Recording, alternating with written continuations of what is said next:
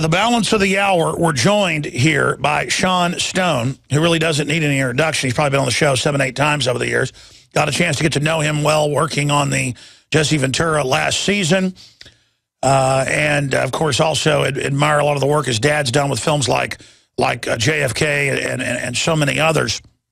But his father recently, in fact, I forgot to tell you guys to pull the clip up of you have it, you remembered, in Japan. That's not why I got him on, but it's interesting saying Obama is a snake, time to turn on him. Again, that's something that a lot of the progressives and real liberals don't have the nerve to do, but Sean Stone does, as really a historian. He's got his award-winning series on history, but usually when I get Sean Stone on, it's not about his dad, because he's done a lot of stuff on his own right. And I'll imagine down the road when my son's doing interviews, he'll be sick of hearing about me. But that is newsworthy, what your dad has said. I think that's a good segue into Syria. Your take on the state of the world, Sean Stone. What do you make of your father's bold stance and why he said that? Hey, Alex. Yeah, no, I think he came to the realization in the course of this history series as to what Obama's really about. You know, we said it last year, you and I, when we did the Impeach Obama video. And actually, you know, I want to reiterate the fact that, remember, in the Impeach Obama video, we started out by saying that Congressman Walter Jones said that if Obama commits us to war in Syria without going through Congress, he should be impeached. And that was 1 year ago. So it's important to remind people that we were you know, on point then, and it's still relevant, and it's still an important source for people to go to and look at, as the Impeach Obama 2012 video, or go to impeachobama2012.com. So I think now even more, 1 year later, we were a little bit ahead of the curve there. But now even, you know, people like my father are coming out and saying it. I think many people feel that way, more and more probably from both left and right. You're absolutely right. And Walter Jones is coming on later in the week, and he does have that bill introduced. I think this is a sea change moment where the establishment is really being seen for what they are, where the public is taking the red pill, are putting on the sunglasses like in They Live. Like in They Live, like, exactly, which we'll get into soon. But yeah, I mean, that's why Tyrell Ventura, Jesse Ventura's son, and I have been working on this show called BuzzSaw, which we feel is a continuation of conspiracy theory, because, as you know, Tyrell and I took over a lot of the duties on conspiracy theory in the last season of doing the interviews while Jesse was unable to travel. And so now on BuzzSaw, we kind of do, you know, our alternative media, kind of like what you do with our, you know, with the guests that we want to bring on. We have interviews, and it's once a week on you know, usually we air on the weekends. But that's getting, you know, that's growing and following, and, you know, hopefully the point is that, you know, shows like yours, like ours, the alternative media in general, RT is doing a lot of good news. The point is that people in the United States are just not realizing the fact, the amount of that they have been, let's say, you know, the they live phenomenon of putting the sunglasses on. The American people don't realize how much that has occurred to them. You see, we don't get to travel as easily. We're cut off from the rest of the world for the most part. So we don't have that interaction. Whereas, you know, in Europe, you can travel very easily from country to country within a couple hours. The Middle East is very close by. You get access to Russia Today, Al Jazeera, alternative media sources, BBC, that gives different points of view. Here in America, we're very cut off. So I think the point is for the internet talk shows and you know, alternative media to get across, to get people another perspective on what's really happening in the world and how much the media really is what controls our perception of reality.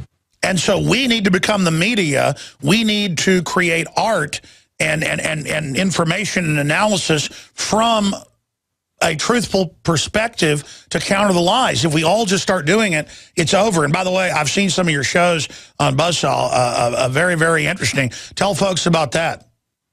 Well, BuzzSaw is sponsored by TheLipTV, which is an online, I guess you'd say, online studio.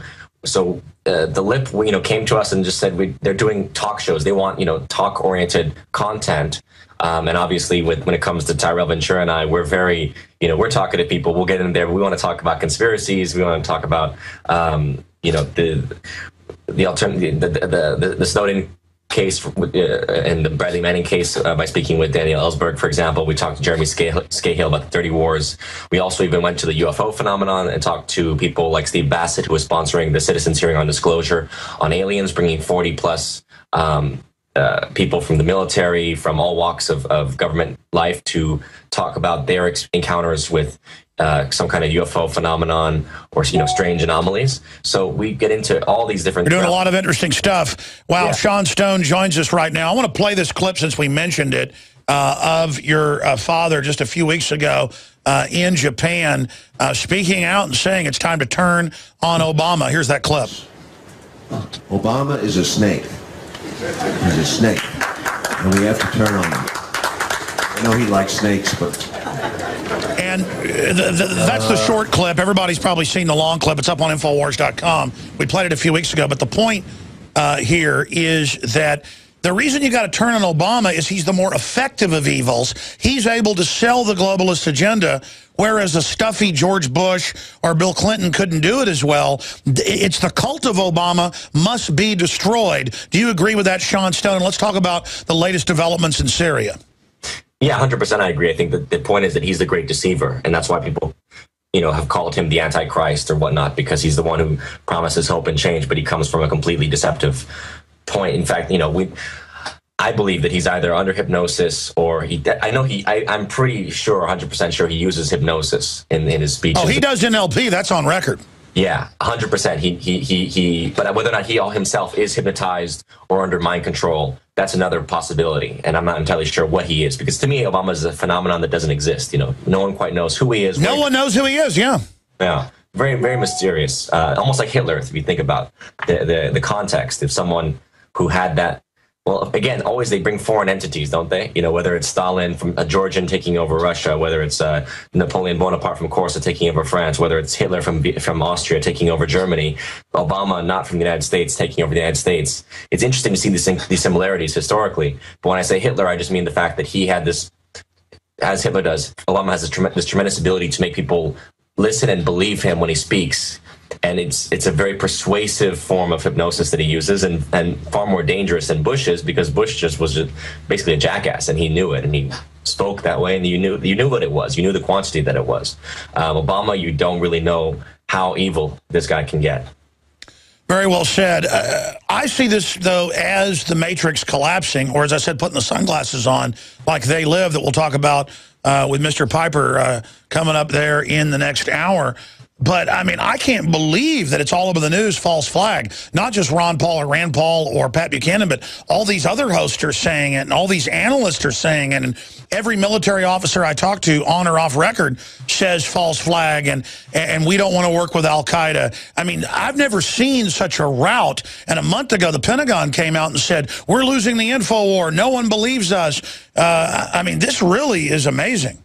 I think, Alex, to be honest with you, I think this gives credit to the movement that you, my father, Jesse Ventura, and I, and whatnot, I'm a continuation of Tyrell Ventura's a continuation of... All of us together. This has all been building towards, is that since the point that we became aware that the New World Order was a real phenomenon, and these guys, have had this long-term agenda of shifting America away from a republic into this kind of imperial world policeman, which most Americans do not want to see, right? Any real American doesn't want to see the United States becoming the world's policeman. As we've seen this New World Order phenomenon, take place, we've been fighting it. There's many others who are fighting the war. And the fact is that as a result, it's like the collective consciousness is kind of, I believe, shifting, and people are starting to wake up. And it's like, fool me once, shame on you. Fool me twice, shame on me. And that's where we are now, is that point of, we're not going to be, you can't keep fooling the American public. I agree with you. So what do you expect to happen now, short-term, mid-term, long-term? I mean, I think they're going to do everything they can to try to put us back in the box, but every angle I look at, there's no way they're going to end up beating us in the end. It's going to get really nasty, but I don't see them winning. I don't see them winning. I believe that what's happened, I think the real, motivation behind the Syria war, I mean, if you look at the Syria war from a strategic point of view, it's World War III, right? I mean, the point is that the Americans say, hey, we're going to hit Syria, and then the Russians say, well, okay, we're going to retaliate against Saudi Arabia. And the Iranians, you don't know what they're going to do, right? Will they just arm Hezbollah against Israel or whatnot? The point is that you get a conflagration. If the Russians, and with or without the Chinese, just the Russians alone get involved in the Middle East because of Syria, right? You have now World War III occurring. Whether it becomes nuclear or not, we don't know. Stay there. Let's talk about what all the experts are saying. I agree with you. That's why Dempsey's telling Obama not to do it. And Dempsey's known to be a warmonger, by the way. They kept getting rid of chairman to get somebody who'd go along with it, and now Dempsey's getting all the intel and goes, no, because, folks, Assad's going to pull out all those Russian weapons and just start blasting Israel. Then Israel's going to take the gloves off, and all hell is going to break loose.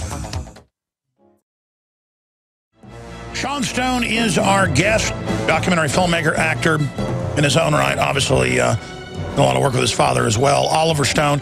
We've got the man. I tell you, since I was a teenager watching They Live, I've wanted to get Roddy Piper on, and he's going to be coming on the show, I don't know, for 30, 45 minutes coming up in the next hour. And I promise we'll get to the active duty and former military, Steve and John and Will and Mike and Jeff and everybody else that's on here. We're going to get to you, especially coming up in the next segment or so.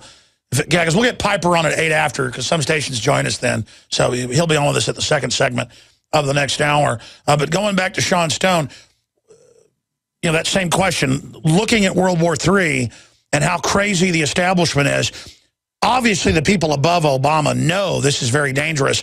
Why then are they pushing for this? To my understanding of it, it's more of a it's like basically the casino is cashed out and they have to now decide the best way to evacuate. You know, how do you basically, you know, the point is that we know the financial system is still, you know, a fraud, and it's still in chaos fundamentally. You know, there's no stability in this. So a big war is a way to burn down the casino. Essentially, I mean, I would say I think it's somewhere between that.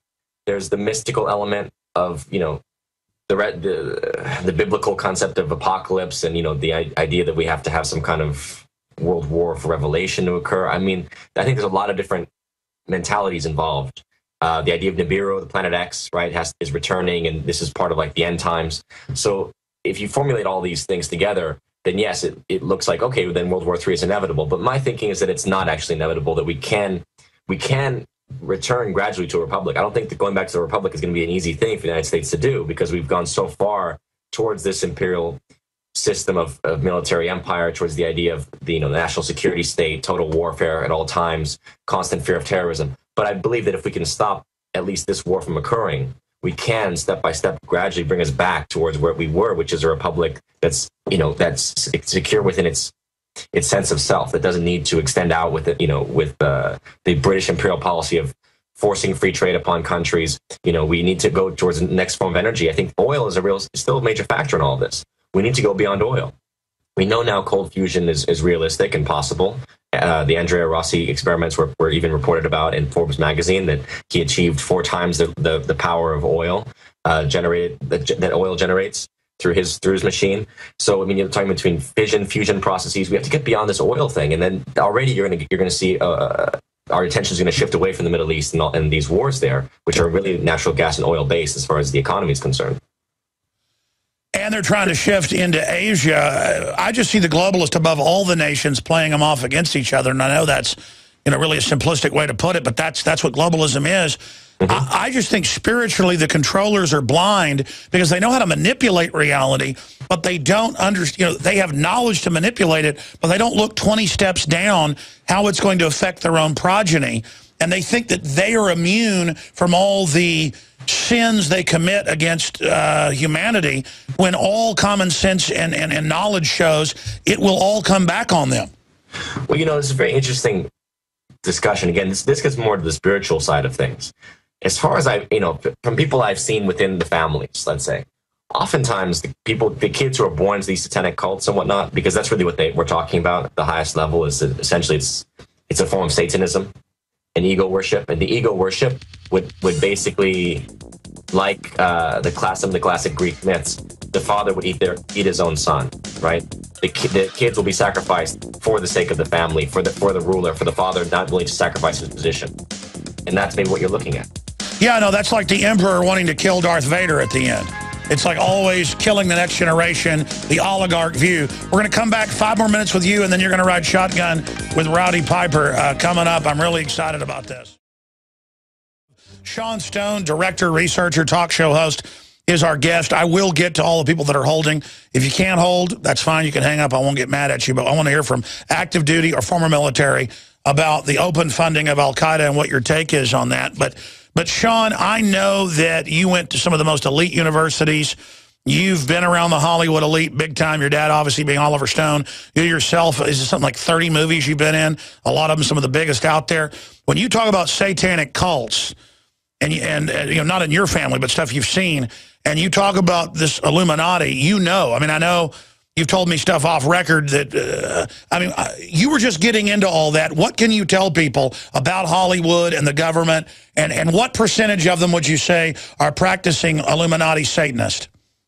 Well, honestly, Alex, this has been kind of a lifetime's endeavor of constantly, deepening my knowledge and trying to understand better. Because, as you know, oftentimes when you talk to people who have been through very terrible things as children, whether it be satanic ritual abuse, for example, sexual abuse, things like this, it's hard to know at what level they've been traumatized, and they're, at what point are they fictionalizing or fantasizing things, and at what level are they real?